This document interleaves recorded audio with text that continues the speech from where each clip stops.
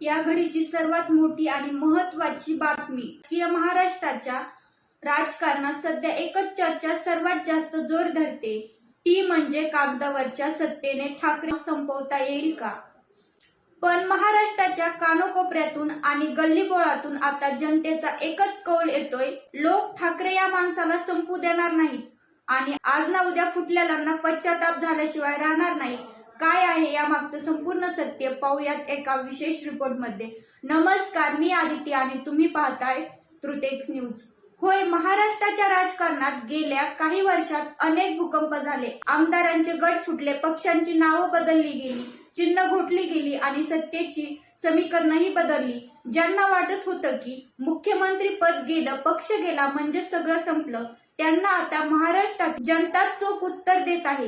राजकीय विश्लेषकांच्या मते शिवसेना आणि ठाकरे हे नातं केवळ एक चिन्हापुरतं किंवा पक्षाच्या नावापुरतं मर्यादित नाही, ते एक भावनिक नातं आहे। बाळासाहेब ठाकरेंनी कमवलेला स्वाभिमान आणि उद्धव ठाकरेंनी कोरोना संकट काळात कुटुंब प्रमुख म्हणून जनतेला दिलेली साथ, ही लोक अजूनही विसरलेली नाही। त्यामुळे सत्तेच्या बळावर यंत्रणा जरी वाकल्या तरी जनतेच्या मनावर ठाकरे हे नाव पुसणं विरोधकांना अशक्य झालं आहे।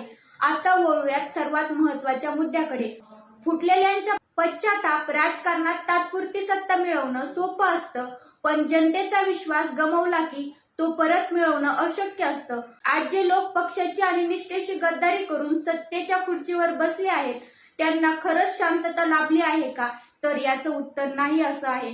जेव्हा हे आमदार आणि नेते आपल्या मतदारसंघात जातात तेव्हा त्यांना जनतेच्या तीव्र रोषाला सामोरे जावे लागत आहे।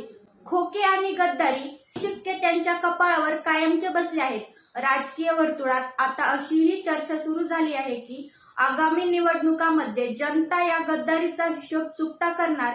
सत्तेची ऊब जशी कमी होईल तसा या फुटीर नेत्यांना आपण काय गमावलंय याचा तीव्र पश्चाताप झाल्याशिवाय राहणार नाही, हे आता स्पष्ट दिसू लागलं आहे।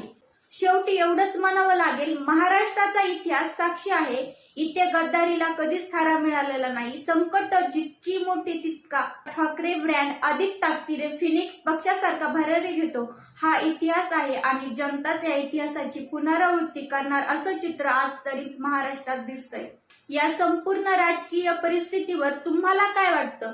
नक्कीच फुटलेल्यांना पश्चाताप होईल का? तुमची प्रतिक्रिया खाली कमेंट्स बॉक्समध्ये नक्की कळवा। व्हिडिओ आवडला असेल तर लाईक, शेअर आणि सबस्क्राईब करायला विसरू नका। धन्यवाद।